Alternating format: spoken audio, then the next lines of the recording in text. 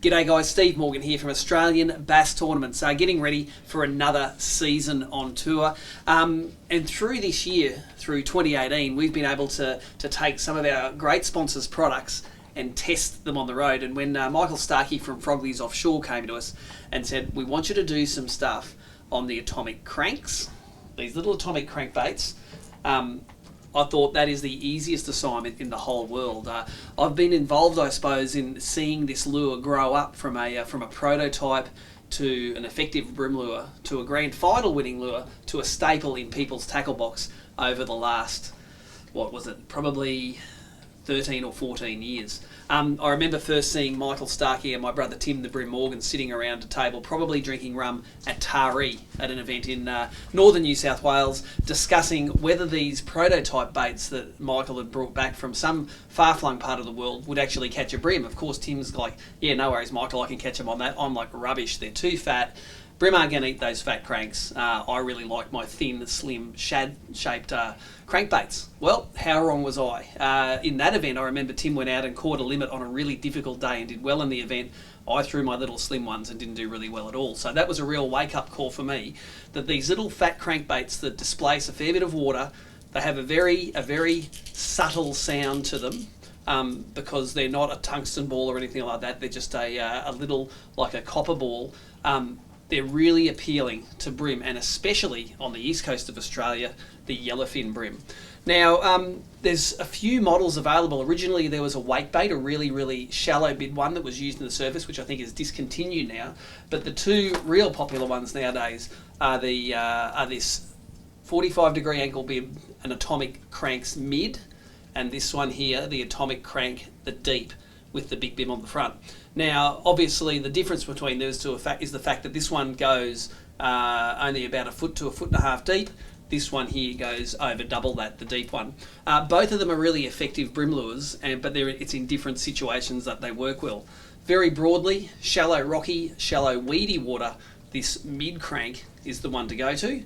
And more generally, in deeper water, or when you really want that crankbait to be grubbing on the bottom, this one here, the deep, is the one to go to. And I'd go as far as to say that this one here, the atomic 38 crank in Ghost Gill Brown in the deep, is probably the only crankbait I'd buy if I was to buy one crankbait for bream for the rest of my life. It's that effective across such a variety of situations.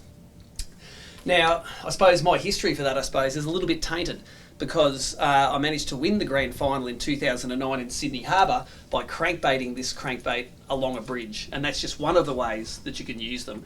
The effectiveness of throwing them along a bridge, and you can see some of it in the cutaways now.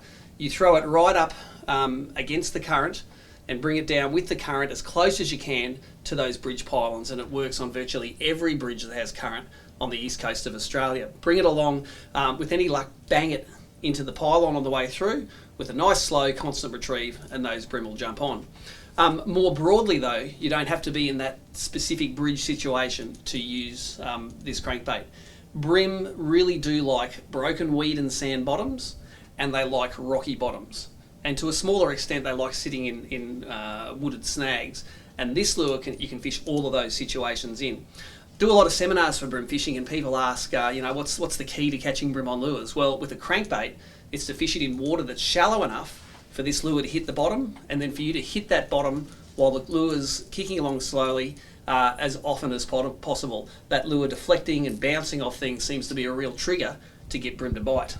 The other tip I suppose I'll give you is that, and again you can see some cutaway here of a really good fish that we caught at a recent filming trip down to Port Stephens, is that for yellowfin bream, they tend to really like that straight retrieve. A straight retrieve which is bouncing on the bottom and bouncing on things, doesn't spook the fish. They'll come up behind a lure and they'll typically peck at this back treble or peck at the back half of the lure.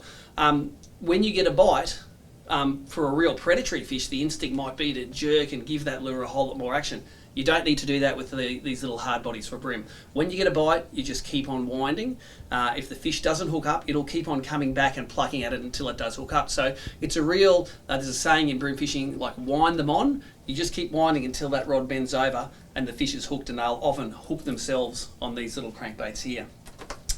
Speaking of tackle to fish, I use always a 7 to 8 foot really soft rod for crankbaiting. Now I've got one here which is an Atomic Arrows. It's the 7 foot BREAM crank.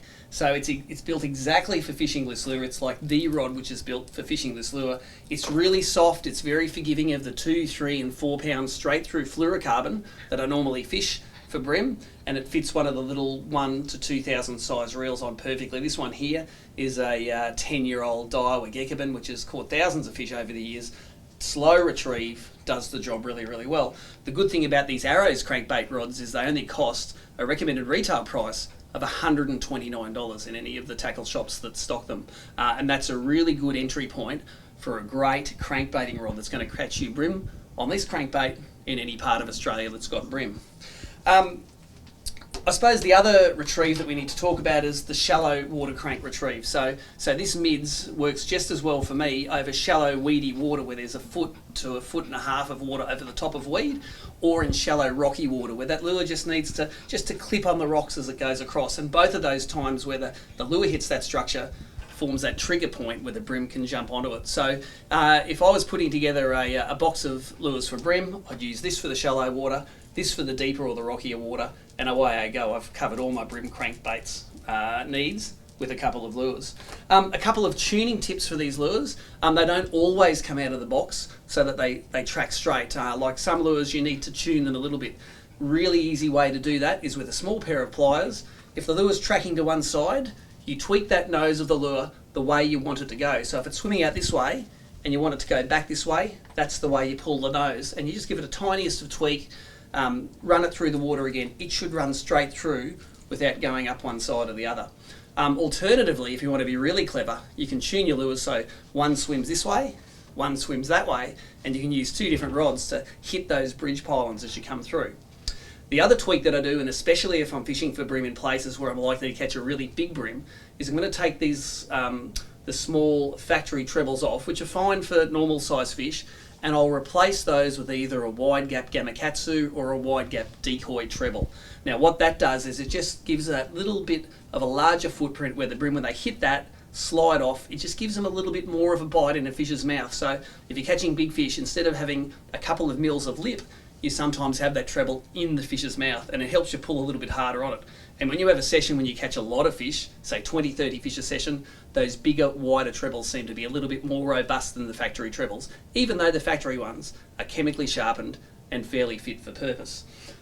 The other good thing about the Atomic cranks is that they're affordable. They're just under $20, and they're available at all good tackle shops or any of the tackle shops that can get their gear from Frogley's offshore. They're the guys that do Fuji guides, they do Gamakatsu hooks, and it's their own brand here, Atomic.